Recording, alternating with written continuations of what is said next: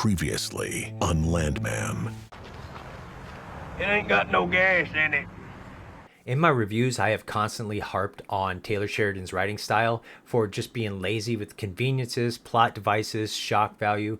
Two prime examples of that are the relationships. We have a semi that barrels into this guy trying to take himself out at an oil rig. That's shock value, which leads to the lawyer chick needing to get on a plane, and she sits next to this Aussie Brit guy, and all of a sudden they have sex and they're in a relationship.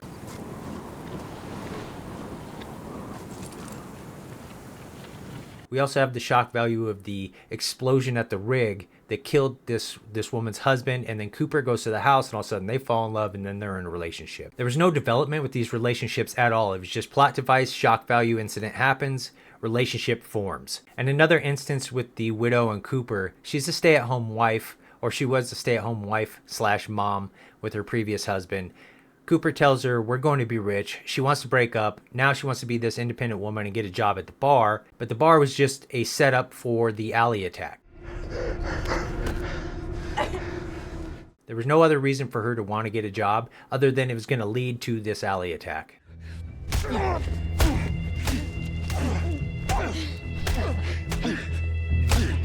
Because now she doesn't want anything to do with that job. Understandably, it does make sense within this context, but in general, her getting that job was just to lead to this incident. Please, don't work there. You don't have to worry about that anymore. Well, we need a secretary. Do I look like anyone's secretary to you? How about office manager? How does it pay? And I thought they were going to gloss over all the legal trouble when I seen her waking up and Cooper was cooking breakfast. But then they mentioned the police precinct. I don't want to go to the police station. Hey, we have to file formal charges against this son of a bitch, or he'll do it again. I said in the last review that it becomes attempted murder at a certain point, and that's the route they took. We have a word? Just want to clear up some of the details from last night. Sure. So as soon as they got to the precinct, I knew this is where it was going to go, because there's no way they could just gloss over this. Even if the guy that was beat up doesn't want to mention anything because he tried to assault her, the police would still be involved, because the hospital, I know for sure for gunshot wounds, but I'm sure that when somebody's beat to a pulp and they need the ER, that authorities are notified. How many times would you say you hit him? I don't know. Yes. Less than 5, more than 5? I really don't know. It all happened so How fast. about 17? So the detectives are sitting there grilling Cooper, and they bring the surveillance tape into it. Now, they didn't use the audio, and I mentioned that there was audio. Make sure he doesn't fucking move. No. Hey, man. The cops are gonna come. Stay. Make sure that they get back here. That they can get around. Stop! You're killing him! Cooper! Goddamn right, I'm killing him! Which would have made things more difficult for Cooper. And of course, he needs a lawyer, and of course, they know just the lawyer.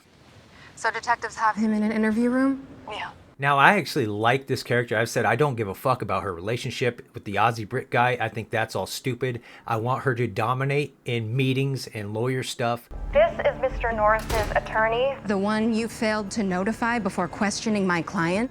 This doesn't bother me. This strong woman, this is how you do a strong woman, because the law is equal playing ground.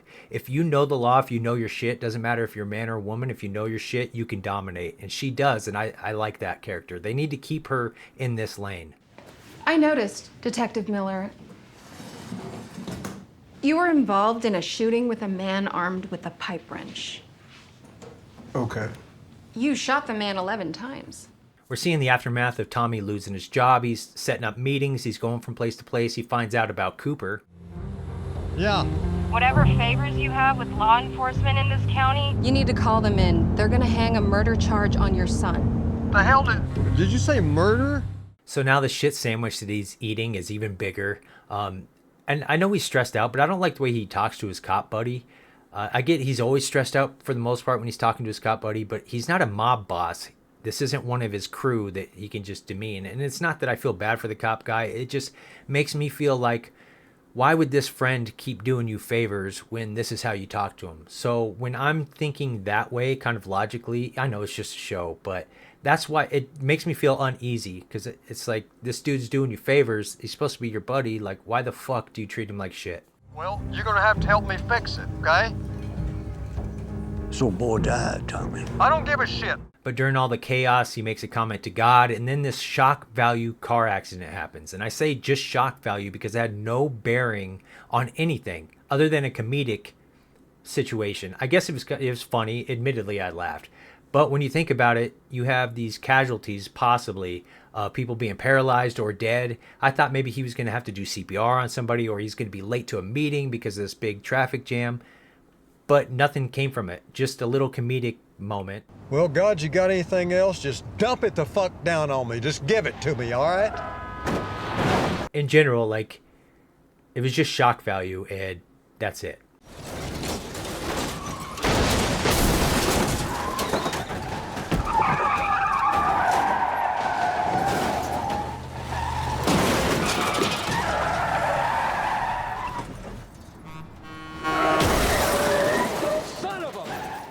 He arrives at the police station. There was one major difference that gives Cooper an out, is that the guy had a heart attack. Chief of staff at the hospital.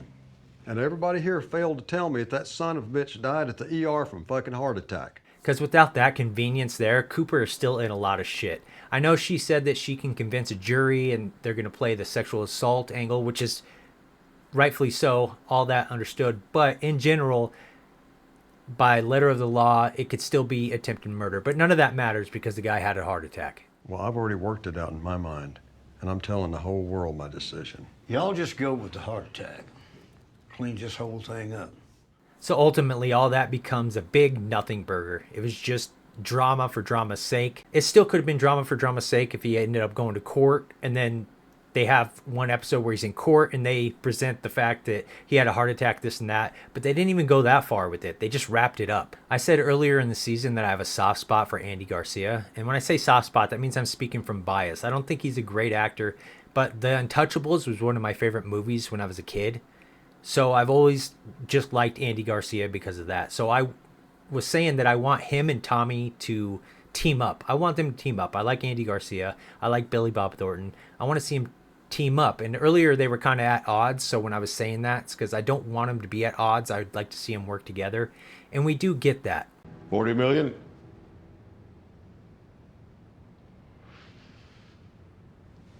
$44. Now, conveniently, the cartel guy doesn't give a fuck about these hundreds of millions of dollars he might lose in his other deal because he's going to make a deal with Billy Bob, Tommy. And I'm okay with that. Like I said, I wanted to see him team up, but of course, it's just all convenient. It's just like everything's just working out. And the 18 million? I need a name, Tommy. CTT Oil Exploration. And cattle. And cattle? Are we in the cattle business too? He does kind of lay out a little bit of a threat that can be drama for season 3. And I only partner with her because of you. Because you know what you're doing.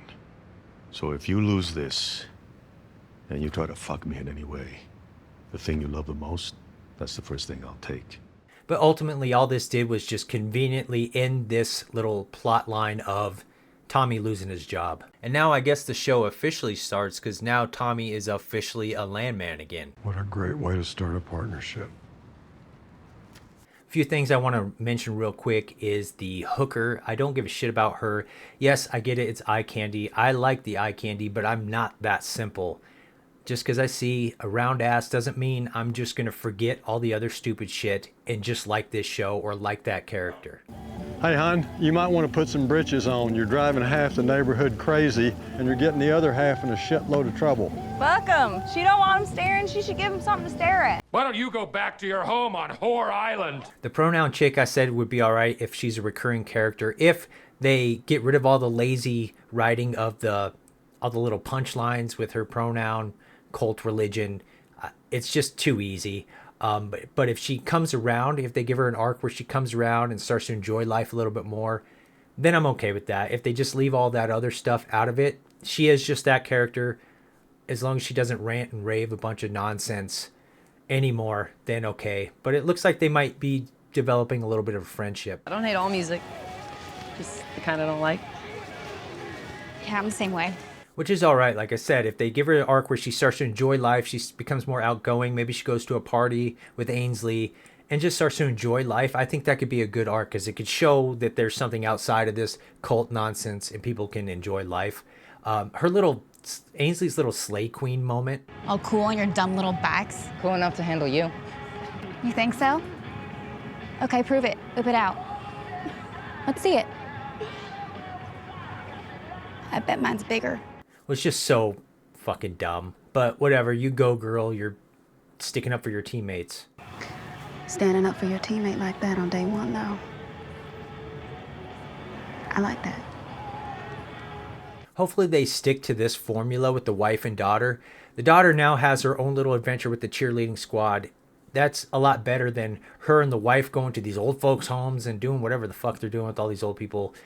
I guess that was supposed to be comedy. It was just stupid. They need to keep them in small doses. Just give them a couple scenes, short scenes each, kind of spread out through an episode. A lot less frequent scenes than what they gave us this season because their scenes were unbearable. The wife, I can't stand the wife now.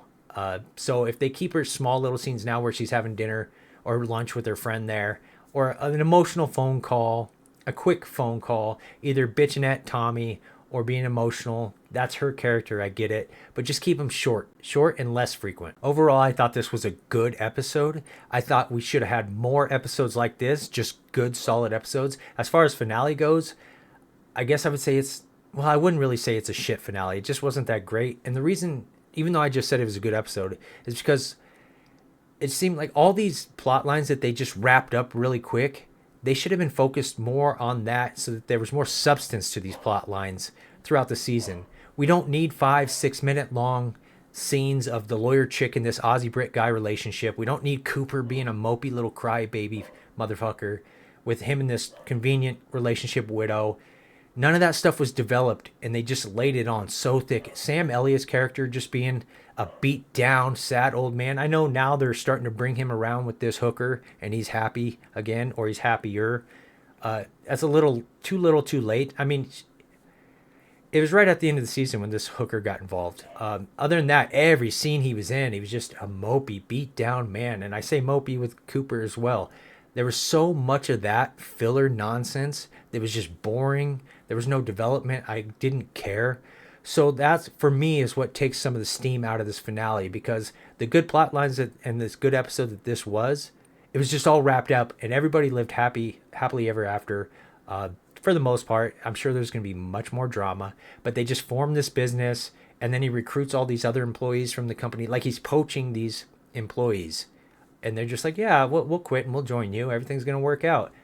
It was just a quick wrap up that was lazy in my opinion. So I won't say it's a shit finale. Just as far as finale goes, the substance of it was less because the build-up wasn't there throughout the entire season, in my opinion. But overall, yes, it was a good episode. I wish we would have had more solid episodes like this throughout the season, because this season sucked. But those are my thoughts, so let me know what you guys think in the comments below, and thanks for stopping by.